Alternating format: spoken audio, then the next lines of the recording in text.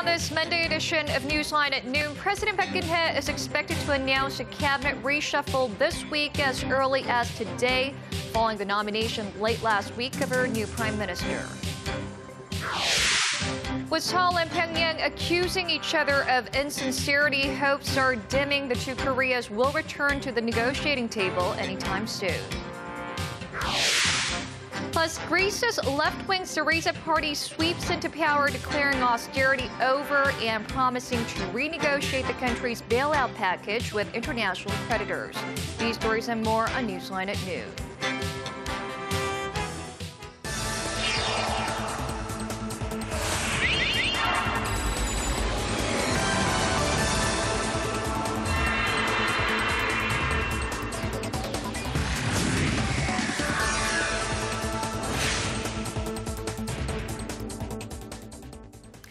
It's new Monday, January 26th here in Korea. Thanks for tuning in. Live from Seoul, I'm Eoh Jin-joo. It's very good to have you with us. I'm Mark Broome. A day after wrapping up a round of policy briefings for the new year, President Park Geun-hye was quick to announce a new prime minister and a lineup of special advisors to increase cooperation with Parliament. And a partial reshuffle of the rest of the cabinet is expected this week, which actually could come as early as this Monday. Choo-sun reports. By carrying out a cabinet reshuffle since nominating a new prime minister last Friday, President Park Geun-hye likely hopes to regain public support for economic policies as she enters her third year in office. The president's approval ratings dropped to an all-time low of 30% following allegations of her aides abusing their power and disorder surrounding a document leak from the presidential office. The pending reshuffle, expected to come early this week, will most definitely include a new oceans minister. A ruling party lawmaker close to the president, Yoo Ki-jun, who once practiced maritime law, is widely talked about candidate as his current Busan mayor, Seo Byung-soo. The shakeup could also include the unification and transport ministers, both of whom enter the cabinet after President Park's inauguration. The president has repeatedly spoken about improving inter-Korean ties this year, the 70th anniversary of the division of the two Koreas, and looks set to add momentum to our unification preparation drive. The transport minister could be dismissed after the government was criticized for its investigation into the recent nut rage incident on a Korean Air flight. But the cabinet's economic team, led by Finance Minister Choi Kyung-hwan, will likely stay put to enforce the president's economic revitalization plan and public pension and labor reforms.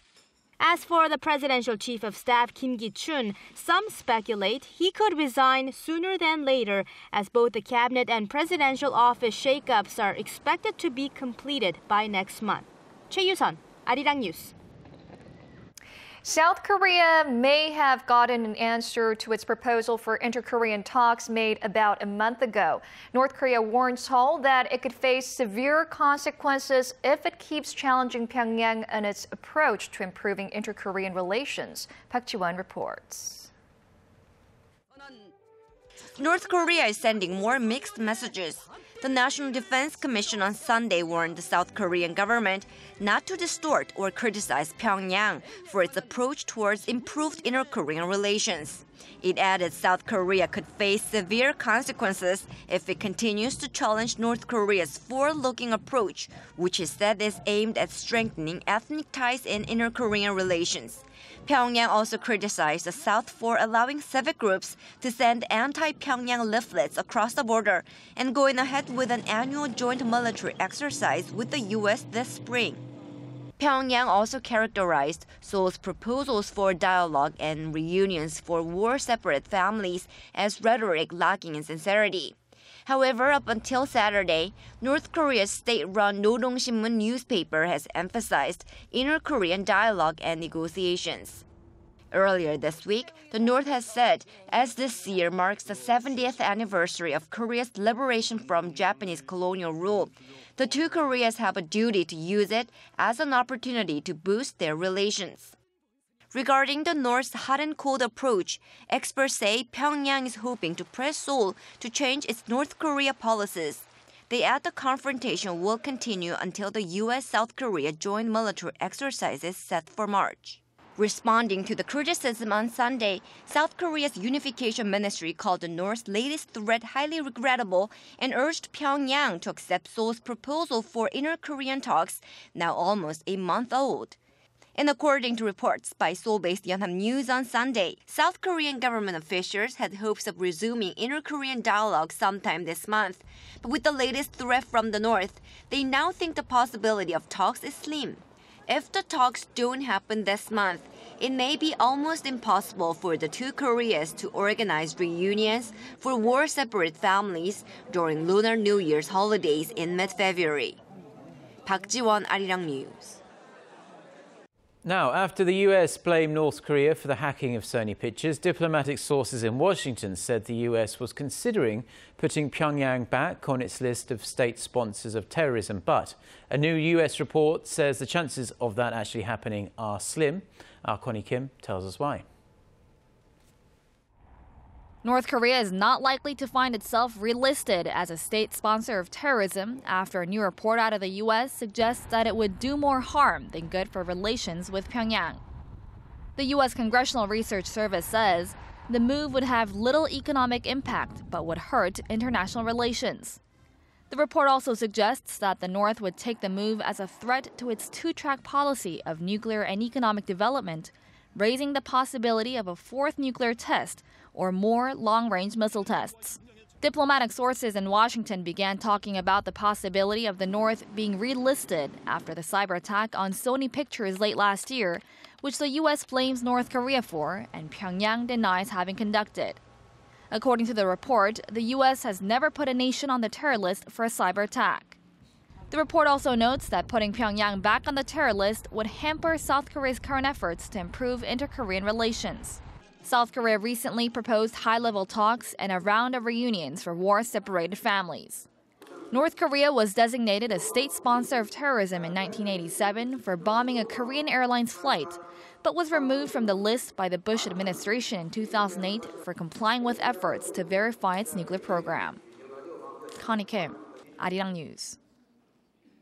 North Korean leader Kim Jongun may make his debut on the international diplomatic stage sooner than expected. South Korean government sources say Kim could attend an international meeting called the Bandung Conference in Indonesia in April. The Indonesian government is expected to invite the leaders of both Koreas to the event. The North's founding leader Kim Il-sung and late leader Kim Jong-il both attended this conference for its 10th anniversary in 1965. Young Kim Jong-un, could do the same, according to the South's government sources, as he has a history of doing what his father and grandfather have done. This follows the news that the North Korean leader will visit Russia in May for an event marking the 70th anniversary of the Soviet Union's victory over Nazi Germany in World War II.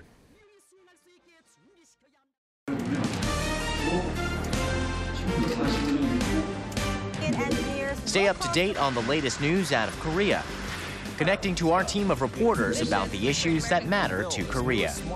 On air, on your mobile, online. Find out more about Korea on Newsline at noon with Mark Broome and Eoh Jin-joo. I'm Eoh Jin-joo. Market researcher, strategy analytics, said Thursday that LG Electronics. After the execution of one of the two Japanese hostages held by Islamic State was confirmed, Japanese Prime Minister Shinzo Abe once again demanded the group release Kenji Koto, the second Japanese man they were holding. Calling the murder of Haruna Yukawa outrageous, Abe confirmed to Japanese broadcaster NHK that the video released over the weekend that shows the decapitated body of the first Japanese victim was authentic. The Japanese leader said saving Mr. Koto's life was now Tokyo's top priority, but he stressed that Japan would not give in to terrorism. In the latest recording, a voice which IS claims is Koto's reads a statement saying the militant group now demands the release of an Iraqi female prisoner held in Jordan instead of their previous ransom demand. Now, under government pressure to increase dividend payments, many Korean companies are increasing their payouts. The problem is their corporate performances aren't really improving that much. Our Song Ji-sun has the details. Among foreign investors, Korean firms have a reputation for holding onto their profits instead of passing them on to shareholders. But those holding shares listed on the Korean bourse are likely to have a pleasant surprise this year. 8 out of 10 companies that have released their dividend plans for 2014 say they increased their payouts by an average of nearly 40% from 2013. They include Hyundai Motor, IT mogul NCSoft, and cigarette producer KT&G. Hyundai Motor raised its dividend payments to $2.8 per share, up 54% from the previous year, despite reporting its worst earnings in 4 years. Its affiliate Kia Motors also raised its dividend payouts by 43%. They are paying between 11% and 13% of their profits as dividend payments to shareholders, but the figures are still low compared to their global rivals, which boast as much as 30% payout ratio. Stock analysts say it is too early to say that paying higher dividends is a new trend among Korean firms, as the recent dividend increases were not based on better earnings, but on government pressure. As part of efforts to increase domestic spending, the government plans to levy an additional tax to manufacturing companies which do not use 80% of their profits in investment, dividend payments, or in wage increases over the next 3 years. The question now is whether Samsung Electronics, which accounts for some 15% of the Korean main bourse's total capitalization, will follow suit. If the tech giant does rev its dividend payouts at some 40%, its dividend payment could easily top $3 billion. 송지선, Arirang News.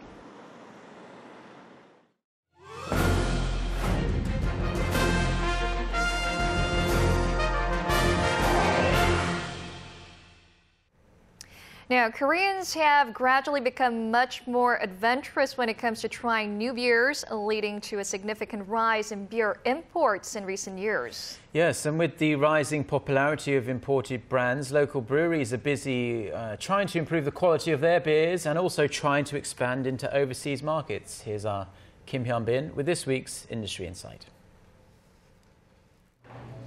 Many Koreans love a nice cold beer or two after a long day or week in the office. Their choice used to be limited to mostly Korean beer. But now you can easily find beers from all 4 corners of the world, even in a regular grocery store, like this.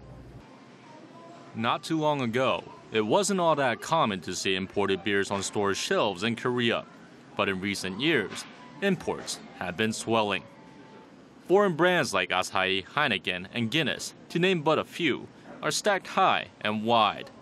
The imported beer trend started to take off in Korea in the mid-2000s and has been intensifying ever since. Top dog at the moment is Asahi. The Japanese beer has been #1 in the imported beer market in Korea for the last 4 years and continues to widen its base of loyal customers in Korea with its crisp and refreshing taste. We wanted to differentiate the taste of our beer from our competitors, and I believe that has been appreciated by our customers. We expect sales to keep growing. Last year, Asahi imported over 26,000 tons of beer into Korea, triple the amount it imported in 2010. Overall, beer imports to Korea topped $100 million in 2014, jumping 24% from the previous year. Korea exported around $73 million of beer, leaving the country with a deficit of almost $38.5 million last year. So why are Koreans increasingly choosing imported brands over old local favorites like Obi, Cass, and Hite? Korean consumers are going from high alcoholic content beverages to low, so beer sales are increasing across the board. Tastes have broadened too, as more people travel and study abroad, so they become fond of the beers they tried overseas. Feeling the heat, Korean breweries have been rolling out fresh brands that are quite the departure from their original beers. In the case of Obi, it released 2 different brands last year and upgraded its premium Obi beer to give it a deeper taste. Local beer companies are also developing new flavors to adapt to the changing tastes of the Korean consumer. Given the surge in number of domestic and foreign brands in Korea, Korean beer makers are looking overseas to make up for their weakening sales at home. Korean breweries exported $4.5 million of beer to Iraq last year, becoming the Middle Eastern country's third largest supplier. Eoh Jin-joo, which began exporting to Vietnam in 1966, now ships to some 60 countries. And OB is expanding its overseas markets, including Mongolia, Hong Kong, and Australia. Kim Hyun-bin, Arirang News. Korean zeal for education played a significant role in Korea's rapid industrialization in the decades after the Korean War. And while the Korean education system has been hailed internationally, even by US President Barack Obama, there are a number of areas where it's falling short of expectations. Ji Myung-gil sat down with Sol Hoon, chairman of the National Assembly's Education Committee, for his take on the key issues. U.S. President Barack Obama has praised Korea's fervor for education. However, many say Korea's education system is in need of reform. What do you see as the main problems with the system? 교육열은 높지만 교육 시스템도 잘 구비되어 있느냐? 그건 또 아니라고 생각합니다. 한국 교육의 시스템은 여러 가지 문제가 많이 있습니다. 특히 대학이 학벌 중심으로 되어 있는 우리 사회이기 때문에 대학이 서열화되어 있습니다. 서울대학을 정점을 해가지고 인류대학으로 쫙 되어 있고 인류대학에 들어가기 위해서 온갖 노력들을 다 합니다.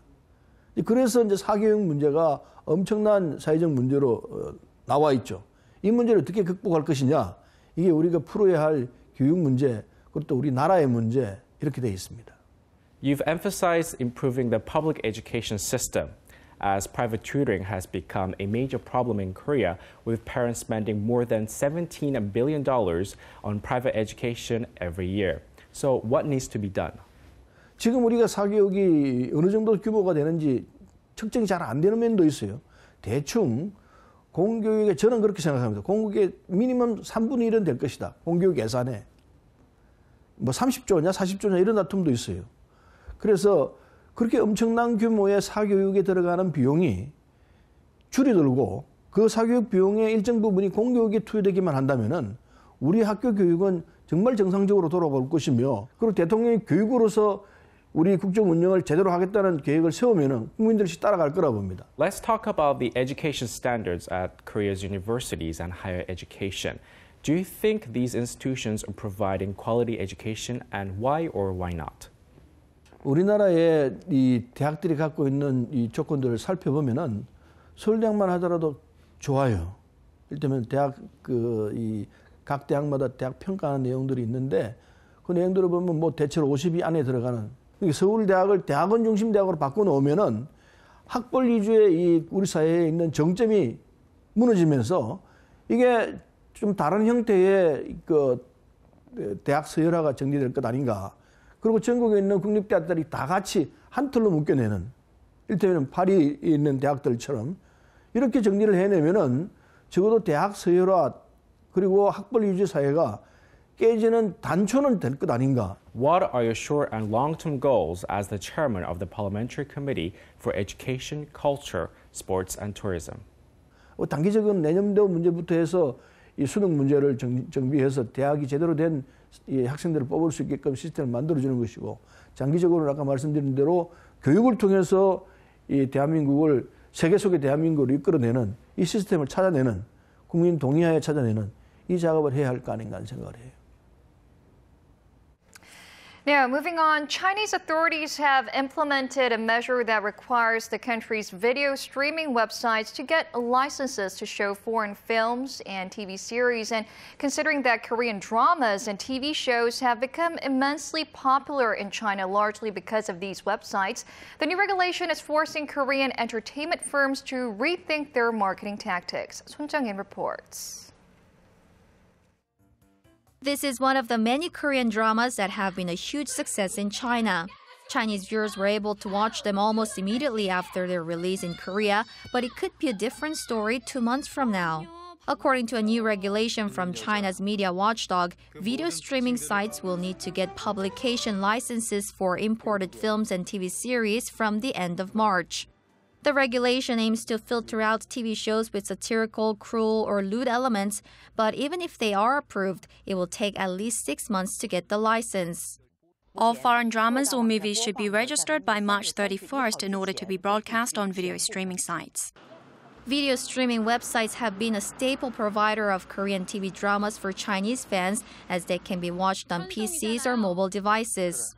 Korean dramas that gained popularity through streaming services are expected to be hit the hardest. And even if they do get licensed, they'll come out at least 6 months late, prompting Korean entertainment companies to come up with a new marketing strategy. Experts here warn that illegal distribution will surge after the regulation takes effect, becoming a major threat to copyright. Several new American TV series have already been removed from Chinese video streaming sites due to their provocative contents. 손정인, Arirang News.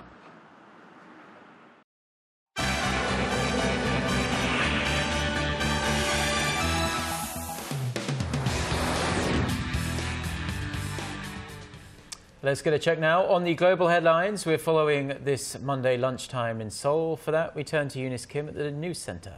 Now, Eunice, Greece's Syriza party has claimed a stunning victory in the country's general elections. Now, this left-wing party may even have enough seats to govern on its own.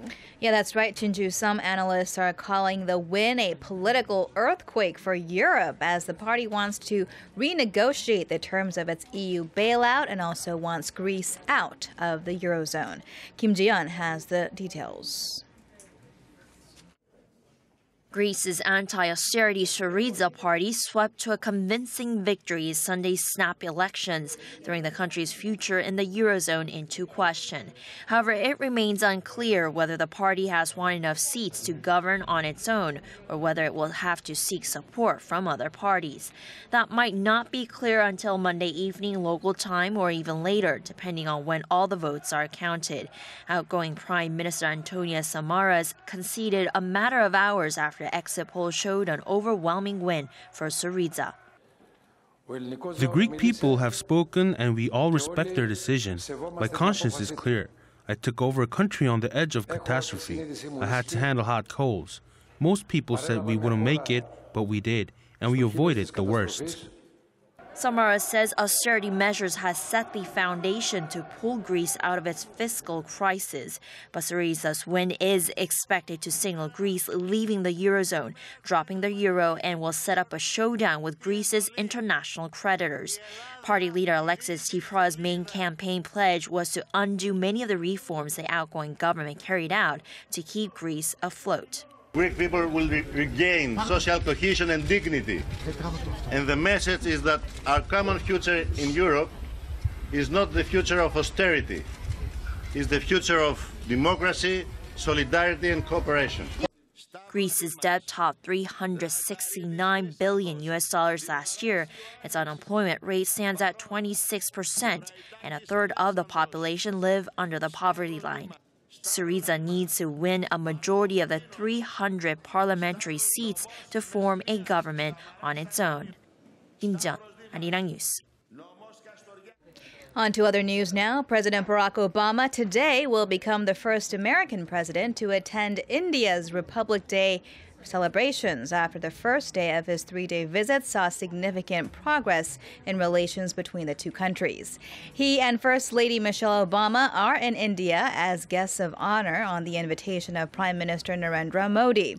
On Sunday, the two world leaders declared an era of new trust as they renewed a 10-year defense pact and pledged to cut greenhouse gas emissions together. They also cleared past disagreements on a civilian nuclear power cooperation that would pave the way for American companies to supply India with civilian nuclear technology estimated to be worth billions of U.S. trade dollars. Multiple efforts by crews in Indonesia to lift the fuselage of doomed AirAsia Flight 8501 ended in failure over the weekend, prompting one official to suggest the wreckage may be too fragile to lift out of the Java Sea. On Sunday, crews had attached a wire rope to lifting balloons, but a Navy spokesman said it broke due to strong currents. An earlier attempt on Saturday had ended with the lifting balloons deflating too early. Indonesia's Rear Admiral Widodo told the BBC the weekend attempts appear to have resulted in more cracks in the main body and parts breaking off. Finally, hundreds of flights have been canceled amid warnings that America's northeastern region could see a crippling and potentially historic blizzard. That's according to the U.S. National Weather Service, which said the storm is forecast to have its biggest impact from Monday evening through Tuesday local time. On Sunday, New York's Mayor Bill de Blasio warned the Big Apple could see up to 3 feet of snow to record the city's largest snowfall.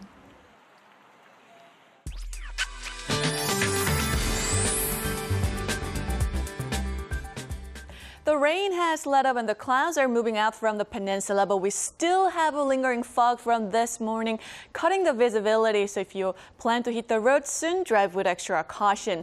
We kick things off with mild temperatures today, and today's readings will be a lot higher than seasonal averages, topping out at 8 here in Seoul, and southern regions will see temperatures hovering at over 10 degrees, as the Daegu and Gwangju will peak at 11 and 12, and Busan will top out at 15 this afternoon. And as for the other regions, Jeju Island will rise to 11 and Jeon and Dokdo will be topping out at 9.